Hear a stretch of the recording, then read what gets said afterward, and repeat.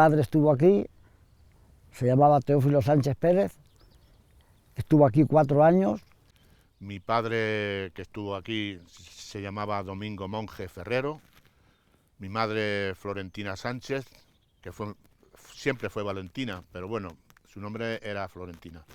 Estuvo mi padre, Pedro Herrera Lebrón, y estuvo mi tío Jerónimo Montoya.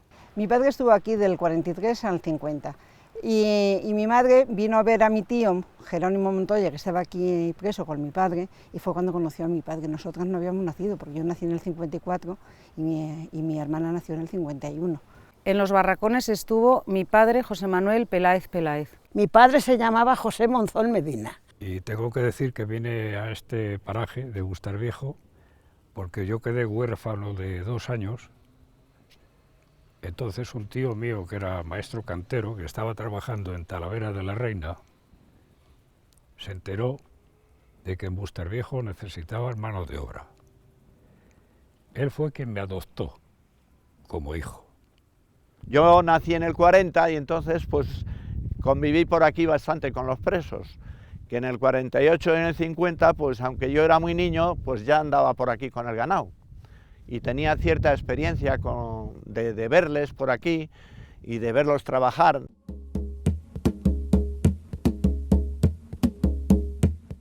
Mi padre era arriero antes de estar en la cárcel.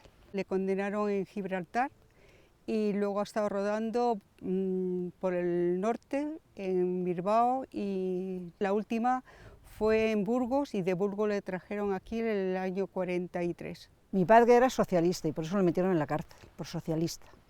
Mi padre posiblemente sí tendría alguna militancia clandestina, pero a nosotras no lo decía porque tenía mucho miedo que tuviesen represalias contra nosotras. Entonces, mi padre tenía un amigo que sí era muy militante y iba mucho con él, entonces pensamos que sí, que puede ser de que tuviese alguna militancia con esta persona. Cuando se murió Franco y entró la democracia, sí se afilió, tenía su carné y presumía de su carné de socialista.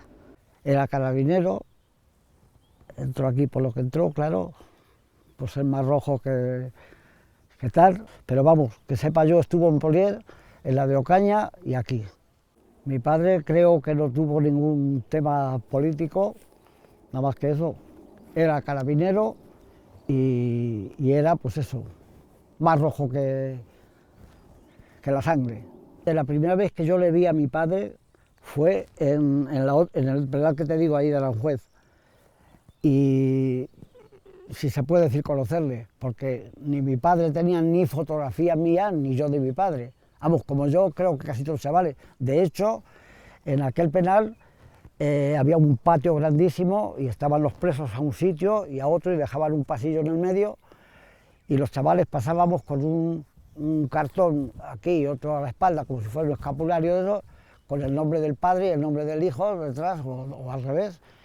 Y cuando pasábamos, pues el padre te cogía y estabas con ellos. Era el día de la Merced, que era el día de los presos, y a los chavales los dejaban entrar porque a las mujeres no las dejaban nada más que estar, si estaban, no me acuerdo, 10 minutos, un cuarto de hora, hablando, pero y paseando un tío por medio, claro. Mi padre era labrador en un pueblo de Toledo. Mi madre, lo que se llamaría hoy sus labores, que mi padre pues lo debieron reclutar, le dieron algún curso de explosivos y se hizo dinamitero en la guerra. Con lo cual, pues estaría dedicado a volar puentes, estructuras o lo que fuera. Que yo creo que esa profesión de guerra fue la que le trajo aquí, porque de lo que se trataba aquí fundamentalmente era de volar y hacer túneles y estas cosas. Bueno, mi padre no solo estuvo aquí, claro. Primero pasó por la cárcel de Talavera, después estuvo también, aunque menos tiempo, en San Pablo de los Montes. Después se acabó en el penal de Ocaña, donde lo reclutaron para acá. Mi padre, que yo sepa, y mi madre tampoco me dijo nunca nada, creo que no ejerció militancia alguna. Era republicano convencido y peleón por la República. Mi padre, al terminar la guerra civil, pasó de San Marcos de León a Soria. De Soria estuvo en Burgos, Santoña, Reus, Zaragoza, Cartagena, estuvo también en Cádiz y de los Extremadura, y de los últimos destinos fue aquí en Madrid, que estuvo en Pinto, Bustarviejo y Buitrago. Mi padre, antes de la guerra, se afilia a la UGT, nada más empezar a trabajar de dependiente en el bazar de calzado. Y luego, posterior, ingresa en las Juventudes Comunistas. Mi padre era mididor, medía vino, pellejos, se llamaban unos pellejos, en las cuevas que estaba el vino. Mi padre, que era el pellejo de 50 arrobas, y mi padre lo subía de la cueva a cuestas. Mi padre estuvo en Ocaña, y en Madrid, en Carabanchel, y luego le trajeron aquí acabó la condena. Aquí estuvo 4 años. Mi padre era sus ideas, que era comunista, republicano, y los mismos compañeros que estaban de medidores, como eran del otro lado, los mismos le inculcaron y le denunciaron, y por eso le metieron preso. Mi padre le condenaron porque era republicano, y los mismos compañeros que eran todos de la cáscara malga, que lo digo yo así, porque quiero, pues a ellos mismos le denunciaron a mi padre. Mi padre no ha hecho mal a nadie, porque los mismos de ellos, algunos, no los que le denunciaron, otros, tal que como es practicante del pueblo, otro hombre que llamaban Jesús, dijo, porque mi padre, nosotros somos curros por mi madre, y mi padre era cíboro, y decían, ¿qué pinta el cíboro preso si el hombre no ha hecho nada?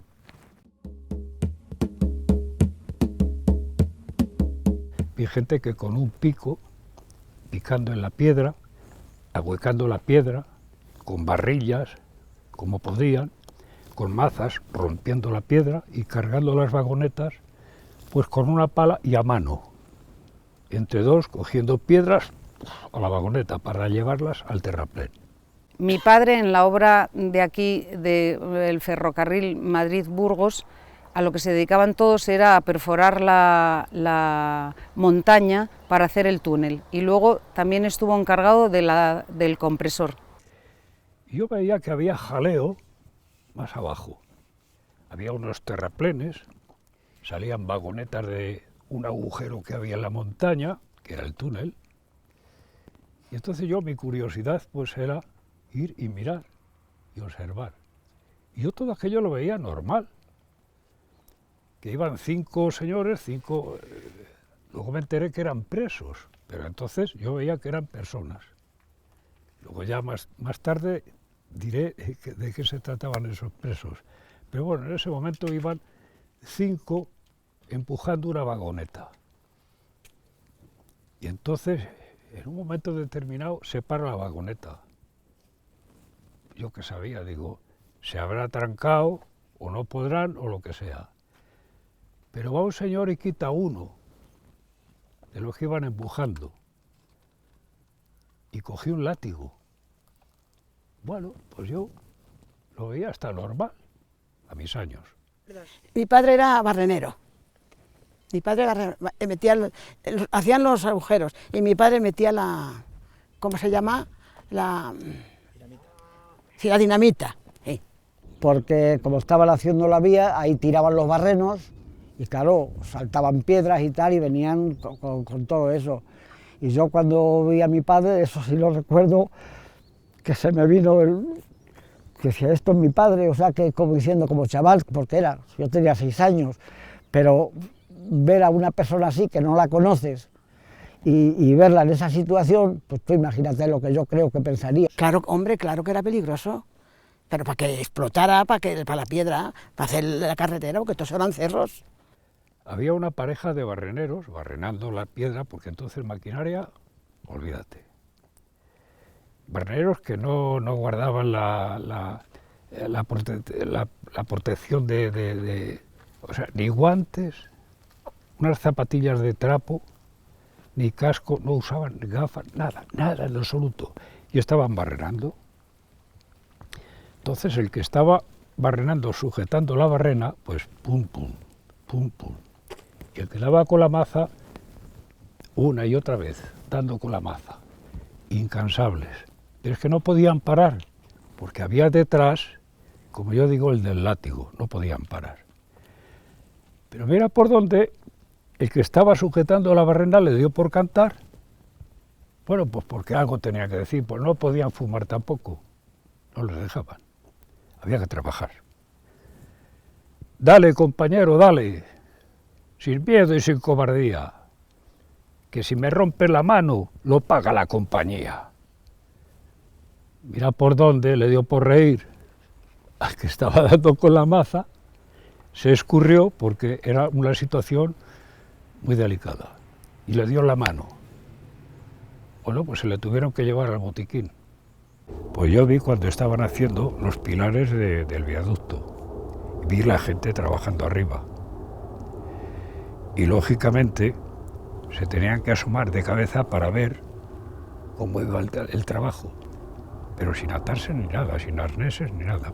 No sé si alguno caería por allí o no, pero trabajaban de esa manera.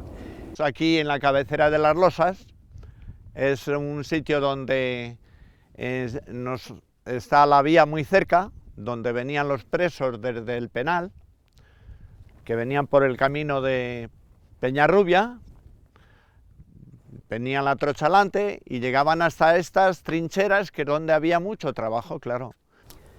Estaban haciendo llevando la luz desde Bustarviejo a Valdemanco. Y entonces pues se hacía con tendidos de palos de la luz, palos de madera, pero tenían que ir en línea recta, cayeran donde cayeran, sobre el terreno. Pero ahí, al llegar a Valdemanco, antes de llegar a la primera urbanización a la derecha, la urbanización Santa María o yo qué sé, había 2 agujeros en piedra y había que explotarlos. Habían hecho los barrenos y se llamó al dinamitero de la vía, de don Manuel Nicolás Gómez, que era el contratista. Bueno, pues fue a la empresa que estaba haciendo el tendido y les atendió. Hizo las cargas, prendió las mechas y saltó uno. Vale, pero el otro no sale. Y tenían un tiempo reglamentario, o más o menos aproximado, para decir que ya no va a explotar. O que la mecha se ha cortado y no llega la llama, o algo ha pasado pero que ya no explota. Bueno, pues va con una cucharilla, que era una varilla de hierro, como con una cucharilla en la punta, para ir desatacando el agujero. Y está desatacando el agujero cuando ¡bum!, explota. Le arrancó la cabeza y se la llevó contra la pared de una finca. Eso lo he visto yo. No he visto jamás gente tan diferente trabajando como los presos políticos y una persona normal, como bestias. Tenías que mandar al pinche y decir, vete y dale un trago de agua, con el botijo, porque en todas las cuadrillas había un pinche con una cubeta, con un botijo que se dedicaba a dar agua al personal. Bebían el trago de agua y seguían. Eran bestiales trabajando. Y unas bellas personas, sé nombres, pero no me atrevo a decirlos porque... No me atrevo a decirlo. Pero por lo menos tuvimos en Valdemanco 4 presos políticos, recién salidos del penal de Bustarviejo, recién saliditos, ¿eh? Y luego en el Cuadrón tuvimos 2. Y siempre lo he dicho, ¿pero qué tendría esta gente para trabajar de esa manera? Es que no se cansaban. Eran gente extraordinaria.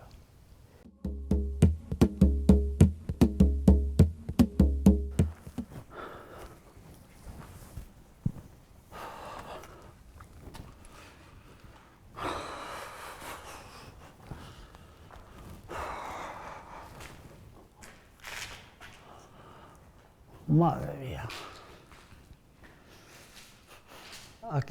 Ahí dormía mi padre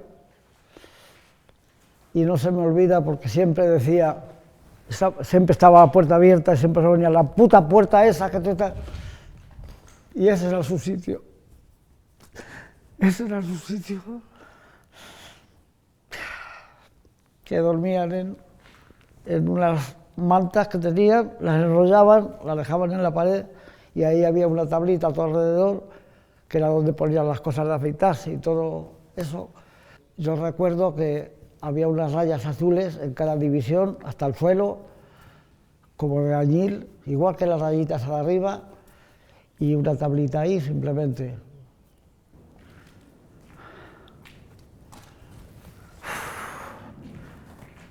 Sí, señor, esto era la barbería, donde hoy, como dicen, cortaban las puntas. Y en fin, y aquello era lo de los váteres. Y recuerdo que aquí el barbero que había oficial de los presos era del pueblo de mi padre. Aquí estaban los dos juntos. Y cantaban ahí que el que no daba propina le afeitaban con agua fría y todo eso. Me acuerdo de aquello como si fuera ahora. Aquí no había nada más que lo que había. Venían con el culo porque era lo imprescindible para hacer lo que tenían que hacer, pero lo demás no había nada más. Así que, en fin, estos eran los lavabos. Y esto es lo que hay. Solamente comían zanahorias hervidas y para de contar. Y mi padre sobrevivió un poco eso porque en casa de mi abuelo tenían tienda y le mandaban paquetes, le mandaban chorizo, le mandaban morcilla, tocino, cosas. Pero claro, cuando llegaba aquí los compañeros que estaban con el hambre, lo mismo, pues duraba pues eso, lo que se lo comían. Mi padre comentaba la relación que tenía con los guardianes, porque tampoco estaba como muy mal a gusto. Había hecho algunos favores salvando la vida a la hija del comandante, y entonces, bueno, él estaba agradecido, era muy agradecido con la vida. Y luego lo que le marcó muy negativamente el hambre, mucho frío y mucha hambre. Una anécdota que cuenta mi padre de aquí de los barracones es que el teniente, al parecer, tenía dos hijos, un niño y una niña. Sale mi padre al patio a jugar al fútbol y el niño siempre que podía jugaba. Entonces uno de los días sale corriendo diciendo que su hermana que está muy enferma. Mi padre se acerca a la casa y ve que la niña no respira, pide permiso y fue caminando 2 kilómetros desde los barracones hasta el pueblo a buscar al médico. En agradecimiento al hecho de mi padre de haber salvado a la nena, pues el teniente siempre lo tuvo como en consideración. Hay una huelga propuesta por ellos porque pasaban mucha hambre por los presos, que era que parase el compresor y entonces el resto no podían trabajar. Mi padre era el encargado del compresor, para el compresor, dejaron de trabajar y cuando les pidieron explicaciones todos dijeron no podemos trabajar porque el compresor paró. Entonces a mi padre lo castigan y lo echan de Bústar Viejo y acabó redimiendo la pena en Buitrago. Pero el teniente, en vez de hablar desfavorable hacia su persona, lo hizo como un traslado y se pudo licenciar o se pudo... Le mandaron... Le aplicaron la bonificación. Sí, le mandaron para casa igual sin ningún castigo, porque si no, por hacer esas cosas así, podrían atrasarle el volver a casa 2 y 3 años. Pues mi padre cuando estaba ahí no se quejaba, nada más que dormían en el suelo, y luego pues que él estaba deseandito de ir a trabajar, porque cada día que trabajaban, si les corría un día, pues trabajando eran 2 o 3. Se quejaba poco, mi padre era buena, no es porque fuera mi padre era buena persona, se quejaba poco. Fíjate dónde vivían, cómo es posible en un sitio tan pequeño y tal, ¿qué harían de verdad? Y yo pienso, ¿cómo se apañaría la abuela por aquí con los 2 niños? Trapicheando por estos pueblos. Que los tendría que dejar abandonados seguramente. Sí, o al cuidado de una vecina, claro, porque como tendrían que ser solidarios por narices. Mi madre con 3 hijos se dedicó al extraperlo, se dedicó a buscarse la vida, tenía que sobornar a los carceleros para que le dejaran ver a su marido, En fin, unas historias realmente penosas. Me dijo mi madre que me habían engendrado en estas piedras y yo nací en el 47, porque si no, no hubiera sido concebido yo en mitad del campo. Me imagino que les darían algún tipo de asuelto para pues un vis a vis, para lo que fuera, y para ver a los hijos, claro, que estaban con la madre. Aquí en Las Chabolas vivimos 4 años. Los presos entonces, cuando salían de trabajar, hasta que tocaban la campana aquí para reunirse aquí, contarlos y ya no se podían salir, se podían ir a donde Las Chabolas, a estar con su mujer, a dormir, a hacer todo lo que tuviesen que hacer. Llegaban las fiestas del pueblo a los barracones, llegaba Nochebuena a los barracones, a comernos lo poquito que teníamos. Nos lo comíamos, nos íbamos mi madre llorando, y yo con ella, te digo, una chiquita. Y así estábamos. Mi hermano se lo llevó a mi tía, una tía mía que no tenía hijos. Ese lo pasó bien, pero yo lo pasé malísimamente. Mi madre se fue a criar y le echaron a mi padre a pena de muerte. Bueno, pues cuando estábamos aquí, todos los días le veíamos. Nos dejaban de pasar allí dentro. Y pasábamos. No he dicho antes que yo iba a Ancal la mujer, ¿cómo se llama? Doña Pura, que yo pasaba allí y salía y entraba, no decía nadie nada, no nos echaba nadie fuera. Luego por la noche, pues luego venían, ellos pasaban allá a Costas y nosotros en la choza.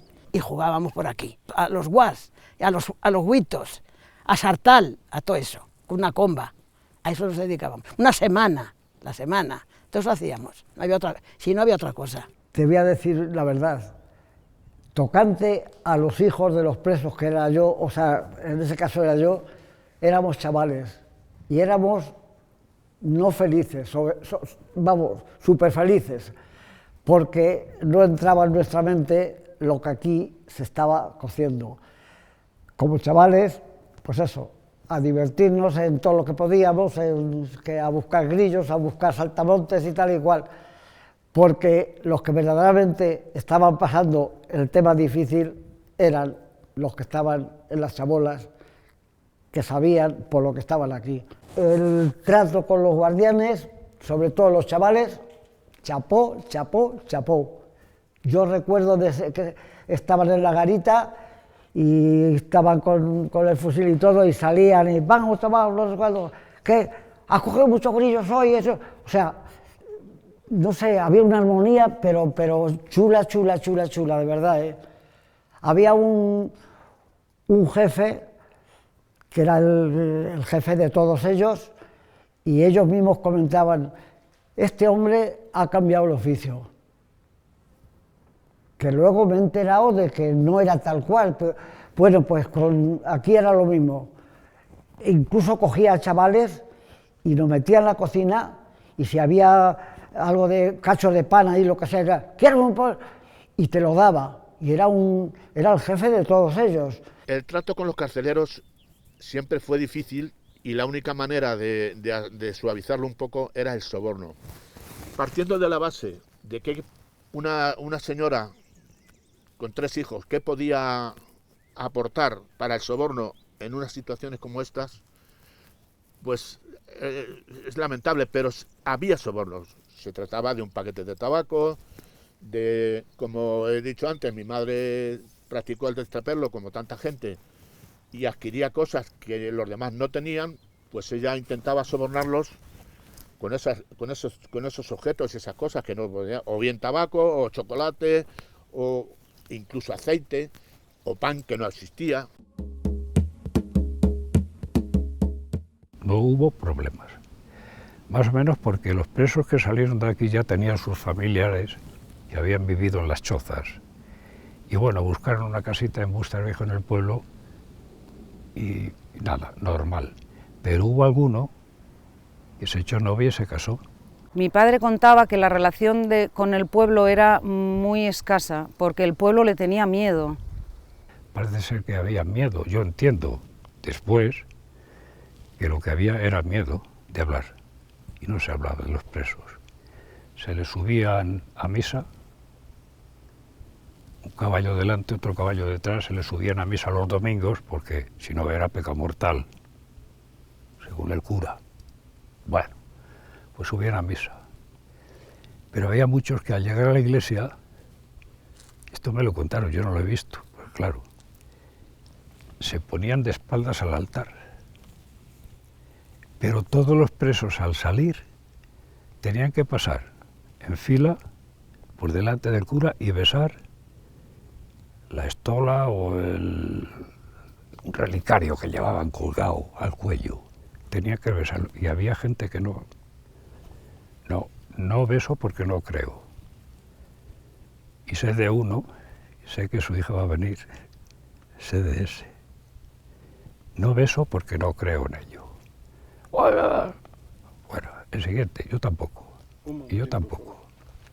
Mi padre ateo, van a misa y el cura dice que le den un beso al pie del niño Jesús.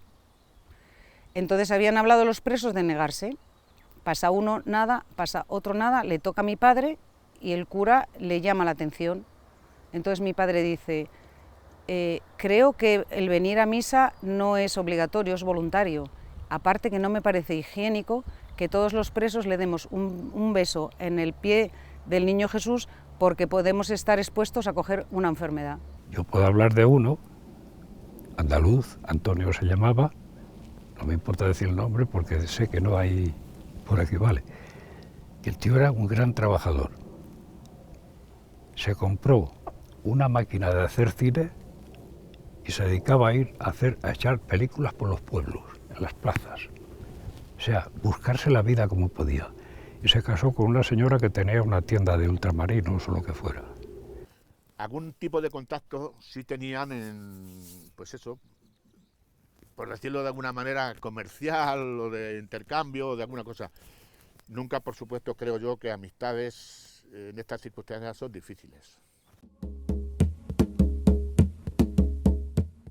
Mi padre, después de salir de aquí, nos fuimos a Madrid y alquilamos una casa, no una casa, alquilamos una habitación a una señora que era viuda y en esa habitación estuvimos pues 2 años. Y a los 2 años ya mi padre pudo comprar una casa y metimos a otra familia y estuvimos allí, pues calculo yo unos 5 o 6 años, viviendo en ese piso las 2 familias, hasta que esa familia ya se fueron, porque mi padre compró ya el piso. Mi padre se metió de carbonero, estaba en una carbonería, sacando los sacos de carbón, repartiendo, y de eso vivía. Cuando llegaban con el saco de carbón a las casas, pues normalmente, no sé si serían 50 céntimos o una peseta, lo que sea, siempre te daban una propina. Y solamente de las propinas ya sacaba, por eso él se quedó a trabajar de carbonero y estuvo muchos años. Padre lo sacaron de aquí por enfermedad, no por ninguna otra historia, porque de aquí fue al hospital de San Carlos, donde le practicaron un trasplante de huesos y tal, en fin, una historia penosa también, porque, pues eso, que ya iba destrozado psíquica y físicamente.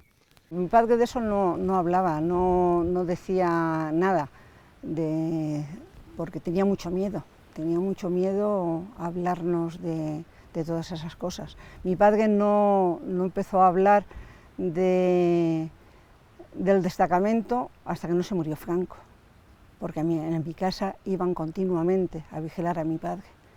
Mi padre cuando salió de cárcel se fue al pueblo. Entonces los del pueblo, los que mandaban, le mandaron a Noblejas a presentarse todos los meses. O sea que le negaban la entrada, o sea la salida, y mi padre tenía que ir a Noblejas a presentarse. Y luego mi padre iba a trabajar al campo. Mi padre, cuando vuelve a la vida civil, trabaja en la mina. Después de estar por un montón de pozos, marcha a Viles por las represalias. Entonces se dedica a trabajar de tubero en una empresa filial a Cristalería Española. Mi padre, qué curioso, siguió practicando cosas que recordaba, entre otras con otro compañero y amigo del pueblo. Pescaban en el río Tajo clandestinamente con una barquita que tenían. Estuvimos desde el 50 que llegó, estuve en un cortijo Hasta el 57 que le dieron la libertad y ya se vino a Madrid. Mis padres eran de Puebla Nueva, Toledo, pero acabada la guerra y acabado este tema, se trasladaron a otro pueblo que se llama Monte Aragón, que está distante unos 8 o 10 kilómetros. Fueron desterrados directamente a otro pueblo. Y no solamente desterrados, sino que ya llegamos a ese pueblo con el estigma de ser escarcelero, ser rojo, ser no sé qué y tal. Allí éramos la oveja negra del pueblo, claro, entonces todas las fechorías que hacían los demás, otras historias, siempre nos las cargaban a los mismos. O sea, esto es así de triste. Mi padre trabajaba en una fábrica en Vallecas y le hablaron de unas cuevas que había en Vallecas. Y consiguió una cueva y estuvimos viviendo en una cueva un montón de años, que por cierto, daban leche en polvo y queso, y a nosotros no nos daban porque éramos rojos. Y Bobby de Glaner fue dando mantas una vez que hubo una riada y a nosotros no nos dieron porque éramos rojos. Como mi madre ya se había dedicado al extraperlo, conocía el percal de cómo funcionaba esto, pues me contaba, dice, uy, esto de en Cabanillas, en Valdemancos, en La Cabrera, yo he bajado, yo creo que en épocas de cosecha de algo, bien sea aceitunas, bien sea cereales que también rebuscaban y tal, y luego lo vendían y conseguían algún dinerillo extra de esa manera para sobrevivir.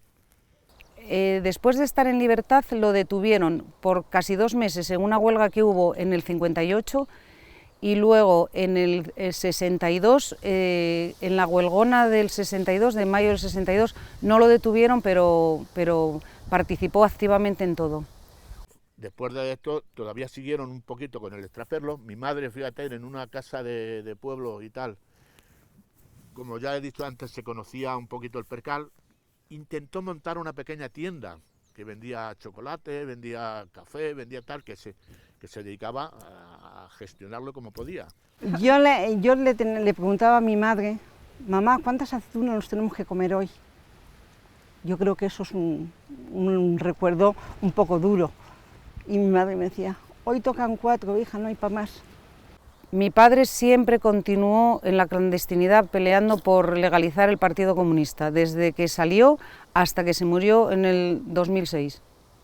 Mi padre era una persona normal y tal, pero una vez que regresaron al pueblo, después de haber pasado por aquí y el resto de las cárceles, después de haber sufrido pues, la humillación psicológica y física, porque ya era imposible valerse, y cuando llegamos al pueblo, pues todavía se podía valer y se ganaba un poco la vida, pero llegó un momento que ya era imposible, casi a convertirse en un maltratador de la época por el mal humor y la amargura que le había generado esta situación, porque él era, como he dicho creo que en alguna otra cosa, era un tío fuerte, un tío luchador y un tío trabajador. Entonces, claro, verse inutilizado con no sé cuántos años tendría, pero vamos, con 50 años o menos, pues se veía pues muy mal, jodido.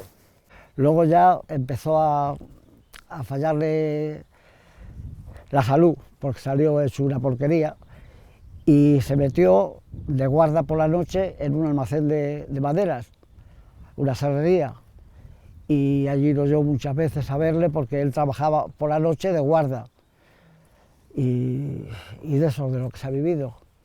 Mi padre era muy simpático y cada vez que había una reunión familiar pues contaba aventuras y entonces le decíamos, Totó, que era como curiosamente le llamábamos en casa, cariñosamente, ¿por qué no escribes las memorias?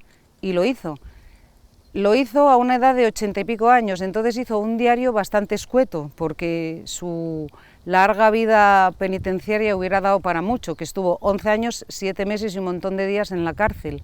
Mi hermana cogió sus memorias, se las entregó a una historiadora amiga y por mediación del Ayuntamiento de Castrillón, una partida de dinero de la memoria histórica, pues conseguimos que se editara el diario de Peláez.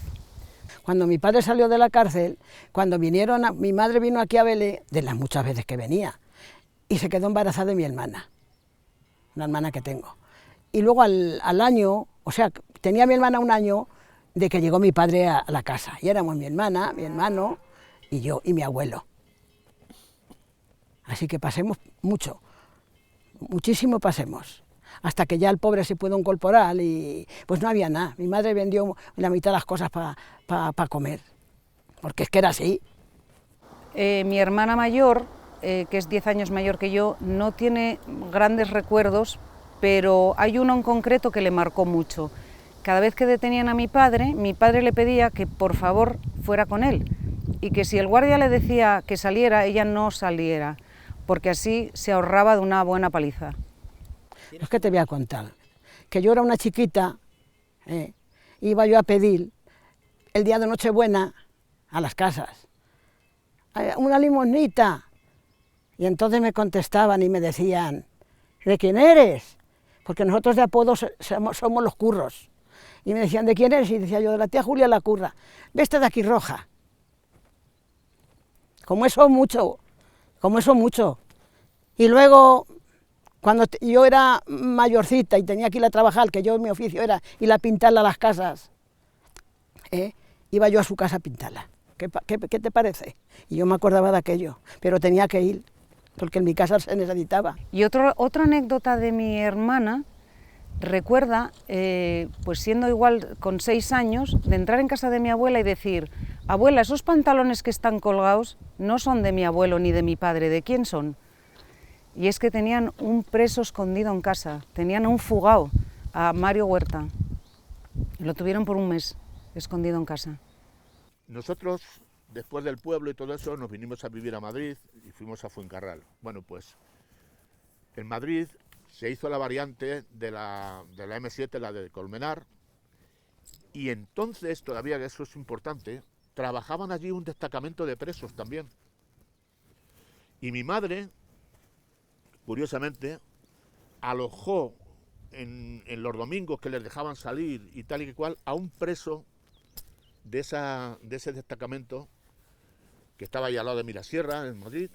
Y mi padre después salió de prisión, dijeron que iban a dar una paga y que esa paga lo arreglamos, pero es que mi padre se murió, pero luego no lo dieron, fuimos un sobrino mío y yo, siempre he ido yo, y mi madre, y nos dieron un dinero, 4 perras gordas, que eso tenían que habernos lo dado cuando mi padre estaba preso para que no pasáramos hambre, que eso se lo dije yo a uno de mi pueblo, que le denunció a mi padre. Me dijo, dice, si necesitas dinero, que era primo de mi suegro, si necesitas dinero, aquí estoy yo. Mi padre no recibió ninguna pensión cuando salió de la cárcel, pero luego cuando lo aprobaron el darle una ayuda a las personas, a los mutilados de guerra, sí, empezó a cobrar una pensión por mutilado de guerra, por la metralla que tenía. Mi padre tenía metralla en el pulmón y entonces le dieron una paga, sí. Ya con la democracia, mi madre se puso de acuerdo con una asociación y es la que empezó a promover todo esto de los presos políticos y tal, y al final, pues eso, le dieron, me parece que fue 1.100.000 pesetas o algo así, fue. Esa es la cantidad que le dieron. Mi padre cobró una indemnización por mutilado de guerra, no recuerdo el año, en el año 1980 y algo, porque en el año 36, en diciembre, en una reyerta que hubo en Oviedo, en la Cadellada, de 21 voluntarios, 3 quedaron ilesos, él gravemente herido y el resto murieron. Y a raíz de ahí, bueno, pues quedó gravemente herido con las secuelas de la pérdida del testículo izquierdo, una desviación de columna y mucha metralla en la cadera. Y a raíz de ahí le quedó una pensión. Dices que lloras, muchas veces no quiero acordarme de muchas cosas, porque me hace así el cuerpo. Y la democracia yo creo que tiene una deuda que yo no sé si alguna vez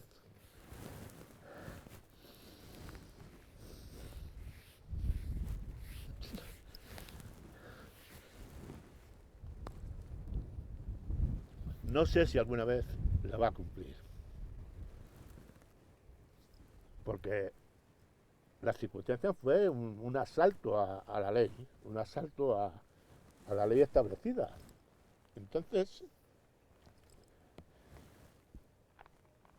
espero que alguna vez, cosa que dudo, pero que la evolución de las propias circunstancias y demás, y porque ya no vamos a quedar supervivientes para recordar, pero yo espero que al menos haya un reconocimiento explícito y claro de lo que pasó, de quién fueron los responsables y cuál fue el resultado final, porque la guerra no terminó en el 39, la guerra terminó en el 75 con 6 fusilamientos y la muerte del dictador.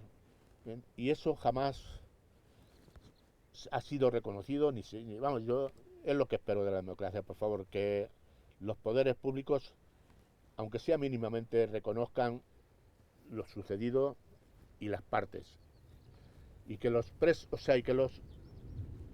enterrados en las cunetas, las fosas comunes y todo esto que ahora mandamos técnicos y dinero a otras guerras y demás, por lo menos que lo reconozcan y lo inviertan. Y si alguna vez se acabe este atropello contra la verdad y contra lo que sucedió, que parece que solo había unos culpables cuando realmente no lo eran.